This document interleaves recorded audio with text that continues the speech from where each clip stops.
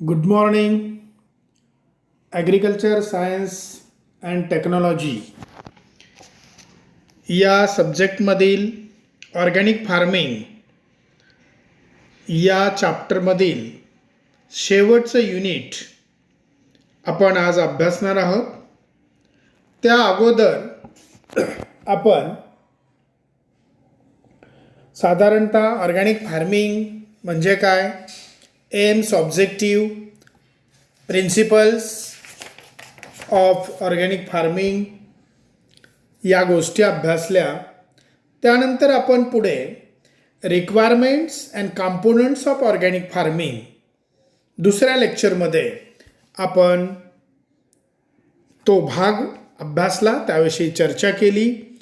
त्याच्यामध्ये आपण crop production plan, की साधारणतः कुठले क्रॉप्स तुम्ही घेणार ते आपण पाहिलं. त्याचा प्लॅन, त्याचं डिस्क्रिप्शन आपल्याला अगोदरच ठरवावं लागतं. म्हणजे लिस्ट ऑफ इनपुट्स असेल, source of organic planting material असेल, description of record keeping system असेल, या सर्वांचा उहापोह आपण क्रॉप प्रोडक्शन प्लॅनमध्ये केला.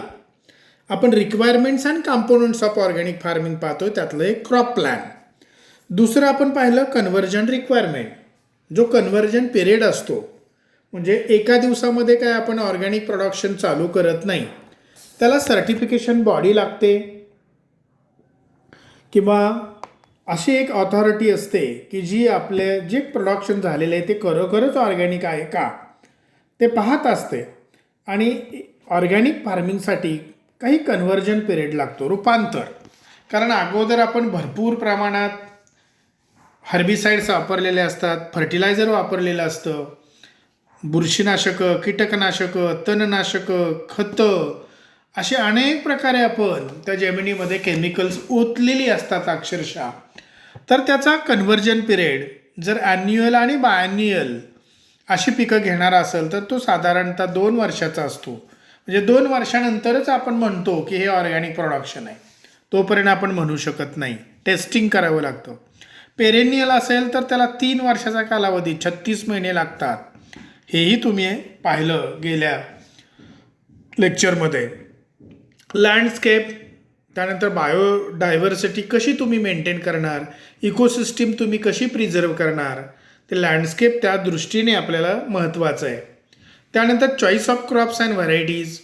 व्हरायटीज ह्या शक्यतो देशी व्हरायटीज आपण त्याच्यामध्ये घेणार होतो. Organic seed and plant material त्याच्यामध्ये आपण वापरणार आहोत. हे सगळं आपण त्या चॉईस ऑफ क्रॉप्स अँड व्हरायटीजमध्ये पाहिलं. त्यानंतर diversity of crop production and management plan हा शेवटचा मुद्दा आपण त्याच्यामध्ये चर्चेला घेतला, की organic farming take into consideration structure and texture of soil, fertility of soil, असे काही मुद्दे त्याच्यामध्ये आपण चर्चा केली. इथंपर्यंत आलेलो होतो पहा आपण. म्हणजे जवळपास 6 मुद्दे आपण रिक्वायरमेंटमध्ये किंवा कॉम्पोनंटमध्ये घेतले. आता याच्या पुढे जो 7वा मुद्दा आहे, इथं 8 लिहिलेला आहे, थोडा क्रम चुकीचा असू शकतो, क्रम चुकलेलाच आहे. इथं 7वा मुद्दा आहे पहा, न्यूट्रिएंट मॅनेजमेंट. म्हणजे तुम्ही ऑर्गॅनिक फार्मिंग करताय तर तिथं न्यूट्रिएंट मॅनेजमेंट म्हणजे जे अन्नद्रव्य आहे त्याचं व्यवस्थापन करणं गरजेचं आहे.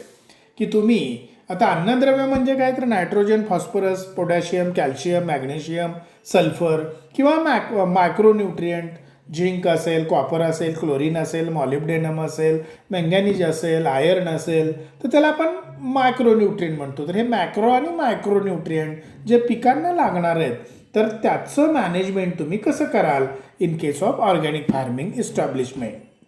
Sufficient quantities of biodegradable materials such as plant, animal or microbial origin are used. पहा, न्यूट्रिएंट मॅनेजमेंट करताना शक्यतो ज्याचं डिकम्पोजिशन होतं आहे, बायोडिग्रेडेबल मटेरियल आहे ज्याचं डिकम्पोजिशन होतं आहे, ज्यात अक्षरशः माती होते, असेच मटेरियल तुम्ही खत म्हणून वापरा किंवा न्यूट्रिएंट मॅनेजमेंटसाठी वापरा. मग त्याच्यामध्ये प्लांट, ॲनिमल आणि मायक्रोबियल ओरिजिन मटेरियल आपल्याला वापरता येईल. त्यानंतर nutrient management should minimise the nutrient losses. तर हे करत असताना न्यूट्रिएंट लॉस होणार नाहीत. म्हणजे लिचिंग होणार नाही, वाहून जाणार नाहीत किंवा हवेमध्ये ते इव्हॅपरेट होणार नाहीत, त्याचं व्यवस्थापन आपल्याला नीट करावं लागेल. ॲक्युम्युलेशन ऑफ हेवी मेटल्स किंवा salt and other pollutant should be prevented. आणि अशा काही मटेरियलमधून जे हेवी मेटल्स आहेत किंवा सॉल्ट आहेत ते ॲक्युम्युलेट होणार नाहीत जमिनीमध्ये किंवा त्याच्यापासून पोल्युशन होणार नाही, हे बी आपण पाहिलं पाहिजे किंवा त्याला प्रतिबंध केला पाहिजे. Manures containing human excreta should not be used, ज्याला आपण सोनखत म्हणतो. म्हणजे आपलं जे ड्रेनेज आहे किंवा ह्युमन एक्सक्रिटा आपण म्हणतो ते अजिबात वापरायचा नाही, कारण त्याच्यामधून त्या सॉईलमध्ये काही इन्फेक्शियस एजंट किंवा पॅरासाईट त्या जमिनीमध्ये मिसळू शकतात आणि आपलं ऑर्गॅनिकचं प्लॅनिंग कोसळू शकतो. त्यामुळं human excreta not used, completely avoid. त्यानंतर prevent use of inputs such as minerals, potassium, magnesium, trace element, manures and fertilizers with high heavy metal content. तर ज्याच्यामध्ये हेवी मेटल कंटेंट आहेत, केमिकल फर्टिलायझर्सचा तर अजिबातच वापर आपल्याला करायचा नाही. तर हे झालं न्यूट्रिएंट मॅनेजमेंटच्या बाबतीत. Next point, paste, disease and weed management. तर हे निगेटिव्ह फॅक्टर्स आहेत पहा, कीड, रोग आणि तण. पेस्ट, डिसीज आणि वीड मॅनेजमेंट आपल्याला यांचा बंदोबस्त करायचा आहे, पण कुठल्याही प्रकारचं केमिकल म्हणजे पेस्टसाठी पेस्टिसाईड वापरायची नाही, डिसीजसाठी फंजीसाईड वापरायची नाही आणि वीडसाठी हर्बिसाईड वापरायची नाही.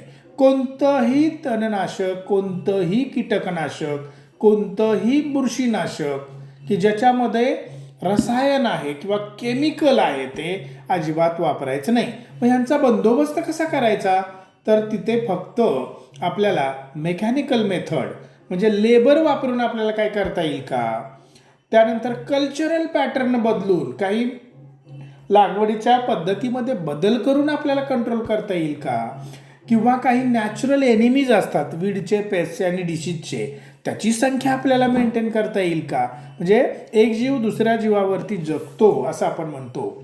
तर तशा प्रकारे या कीड, रोग आणि तणांचे काही नॅचरल नैसर्गिक शत्रू आपल्याला त्या जमिनीमध्ये वाढवता येतील का. तर अशा तऱ्हेने कुठल्याही प्रकारचं केमिकल न वापरता आपल्याला पेस्ट, डिसीज आणि वीडचं मॅनेजमेंट करावं लागतं किंवा ते कंट्रोलमध्ये आणावे लागतात. तर बघूया, inorganic farming system losses from pest, disease and weeds are minimised. म्हणजे आपलं जे उत्पादन येणार आहे ते कमी येतं, कोणामुळे, तर हे पेस्ट, डिसीज आणि वीडमुळं. तर ते लॉस जो आहे तो आपल्याला कमी करता आला पाहिजे. तो कसा करायचा बघा. Weed, paste and diseases should be controlled with the help of mulching, mechanical control and disturbance of paste life cycle. तर आपल्याला साधारणतः मल्चिंग करता येईल. वीडचा बंदोबस्त करायचा असेल तर जमीन पूर्णपणे पाचट, वाळलेलं गवत, पॅडी स्ट्रॉ, व्हीट स्ट्रॉ यांनी झाकून टाकायचं, जेणेकरून वीड उगवणार नाही. त्याचबरोबर मेकॅनिकल मेथड म्हणजे खुरपणी करा, आऊत चालवा, उपटून काढा. अशा तऱ्हेने मेकॅनिकल पद्धतीने आपल्याला वीडचा बंदोबस्त करता येतो. किंवा कीटक कलेक्ट करा, त्याचे अंडीपुंज नष्ट करा, त्यातल्या आळ्या वेचा आणि नष्ट करा. याला आपण मेकॅनिकल पद्धत म्हणतो की जेणेकरून त्या पेस्टची लाईफ सायकल डिस्टर्ब होईल. म्हणजे कुठल्याही प्रकारचं केमिकल न वापरता अशा गोष्टी करून आपण पेस्ट, डिसीज आणि वीडचं मॅनेजमेंट करू शकतो. The natural enemies of paste and disease should be protected.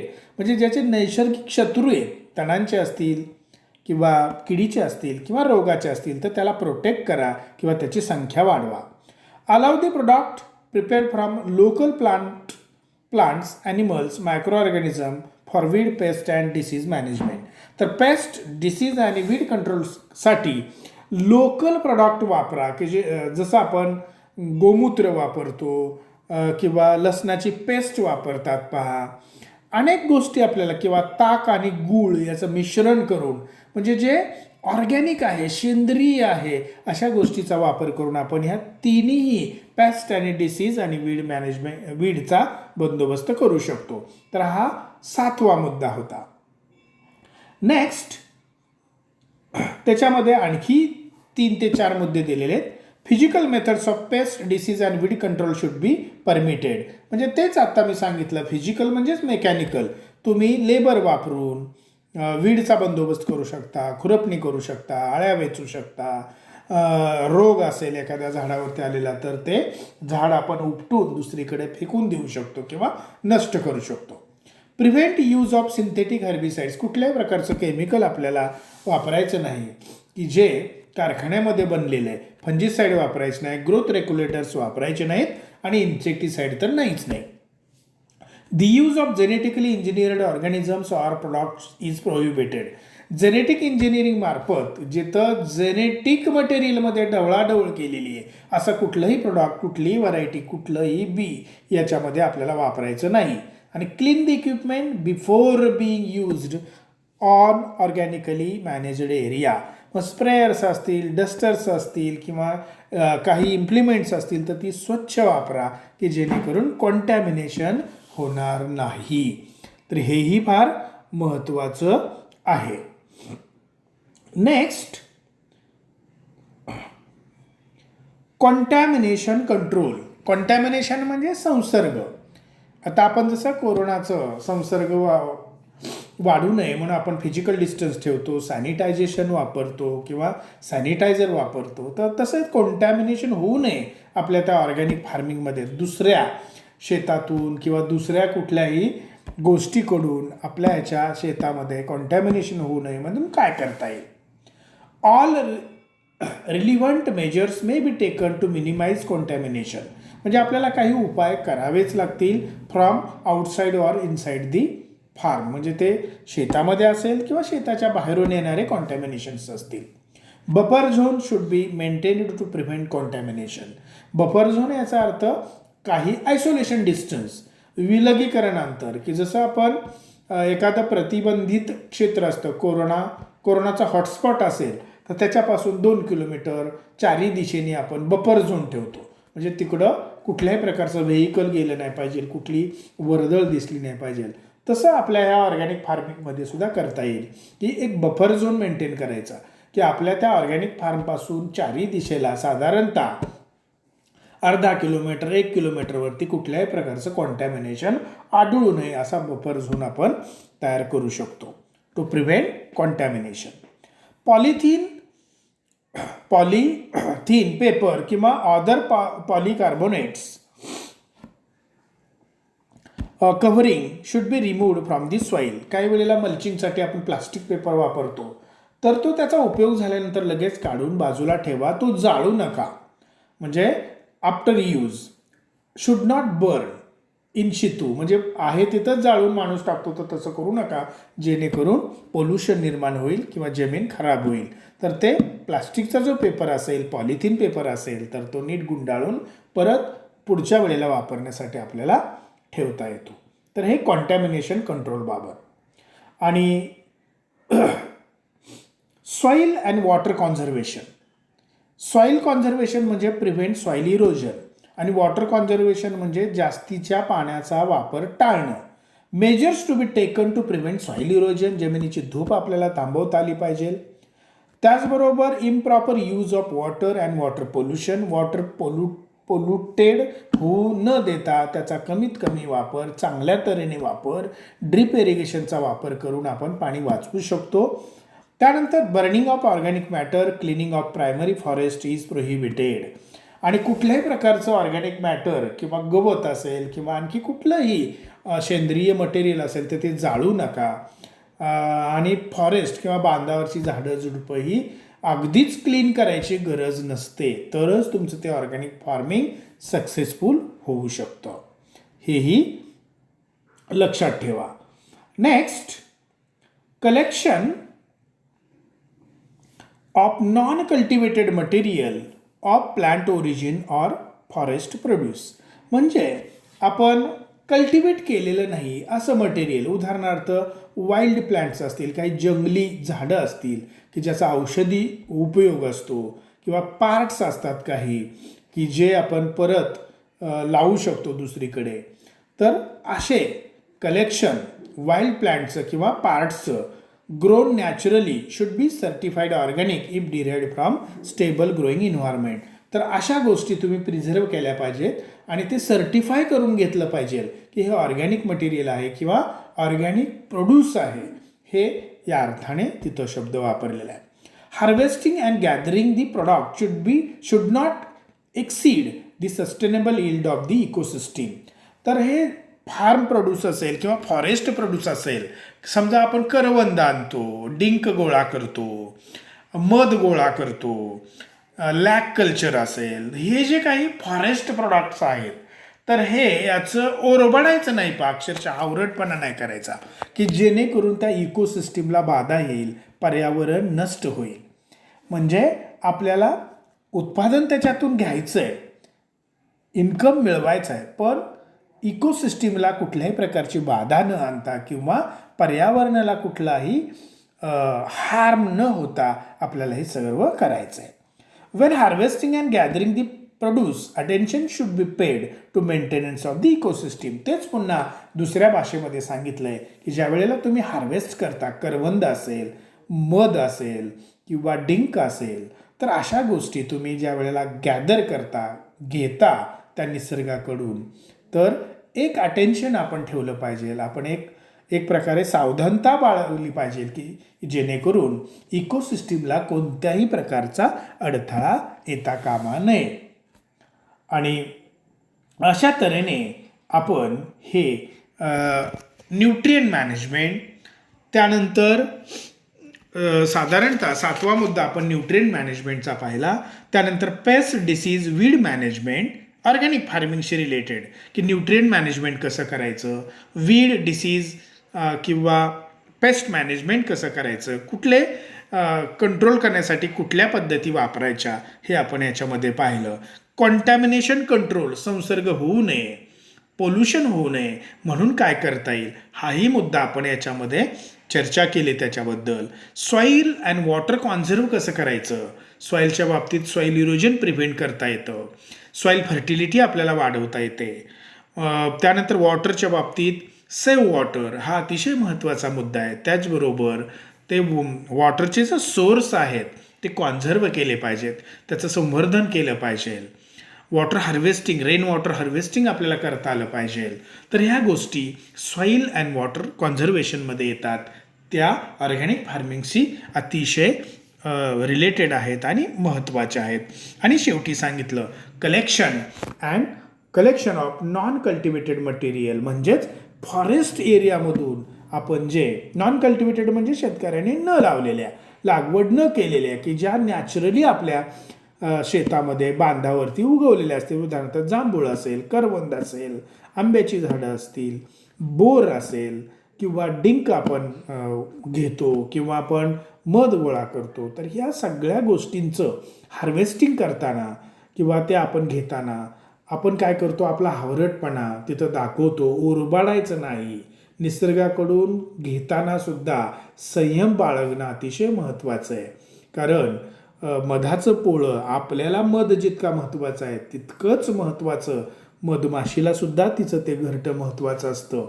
मधमाशीशिवाय pollination शक्य नाही, पॉलिनेशनशिवाय फर्टिलायझेशन शक्य नाही आणि फर्टिलायझेशनशिवाय आपल्याला ग्रेन यील्ड मिळणार नाही. तर ह्या अशा निसर्गाच्या गोष्टी आहेत, एकावरती एक अवलंबून असणाऱ्या, त्या तुम्ही लक्षात ठेवा, तरच तुम्हाला ऑर्गॅनिक फार्मिंग करता येईल. ऑर्गॅनिक फार्मिंग नुसतं ऑर्गॅनिक प्रॉडक्ट म्हणून चालत नाही, त्याचा कन्व्हर्जन पिरियडसुद्धा तुम्ही लक्षात ठेवा. अतिशय महत्त्वाचं आहे की आज फक्त तुम्ही एखाद्या पिकाला रासायनिक खतं घातली नाहीत म्हणून ते ऑर्गॅनिक प्रोडक्शन देणार नाही, तर त्याच्यासाठी आपल्याला 3 ते 4 वर्ष, 2 वर्ष, 3 वर्ष थांबावं लागतं. वेटिंग आहे, तरच ते ऑर्गॅनिक प्रोडक्शन आपल्याला मिळू शकतं किंवा ते ऑर्गॅनिक आहे असं आपण जबाबदारीने म्हणू शकतो. तर विद्यार्थिनींनो, आपण इथे आज हा टॉपिक संपवतोय. म्हणजे ऑर्गॅनिक फार्मिंग अतिशय महत्त्वाचा टॉपिक आहे. त्याच्यामध्ये डेफिनेशन तुम्ही तयार करा, 1 मार्काला डेफिनेशन विचारली जाऊ शकते. त्याचबरोबर त्याचे ऑब्जेक्टिव्ह लक्षात ठेवा. प्रिन्सिपल 4 आहेत, principle of care, principle of health, principle of fairness, principle of ecology. तर हे 4 प्रिन्सिपल्स तुम्ही लक्षात ठेवा.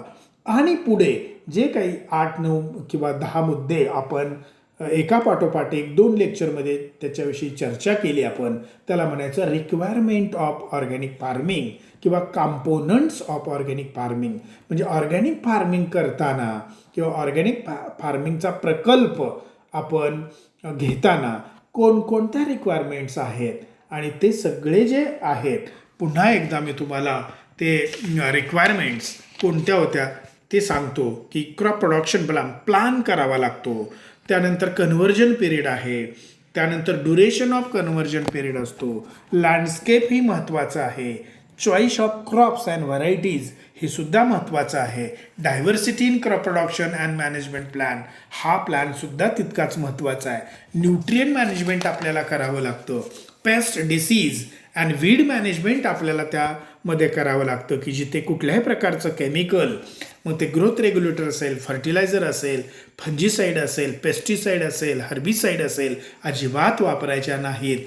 तर इथे जे नॅचरली आहे, ऑर्गॅनिक मॅन्युअर आहे किंवा मेकॅनिकल मेथड आहे, अशा स्वरूपाच्या फिजिकल मेथड आहे, बायोलॉजिकल मेथड आहे, अशा गोष्टींचा वापर करून आपण हे सगळं करू शकतो. तर मला वाटतं हा चॅप्टर तुम्हाला समजला असेल आणि नक्कीच आपल्या ASTच्या विद्यार्थिनी तेवढ्या हुशारीच्या आहेत.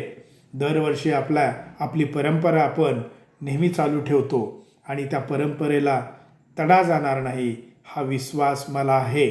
तुम्ही नक्की ASTचा अभ्यास करत असाल PCB बरोबर अशी मला खात्रीच आहे. त्यामुळं हा जो आता 11वा चॅप्टर आपण अभ्यासला, पोर्शन संपत आलेला आहे. त्यामुळं एकच आता माझ्या बाजूला एकच राहिलेला आहे, ॲग्रिकल्चरल मार्केटिंग हा जो चॅप्टर आहे तो आपण पुढच्या आठवड्यामध्ये सुरू करू. तोपर्यंत आपण हे लेक्चर इथंच थांबवतोय. धन्यवाद.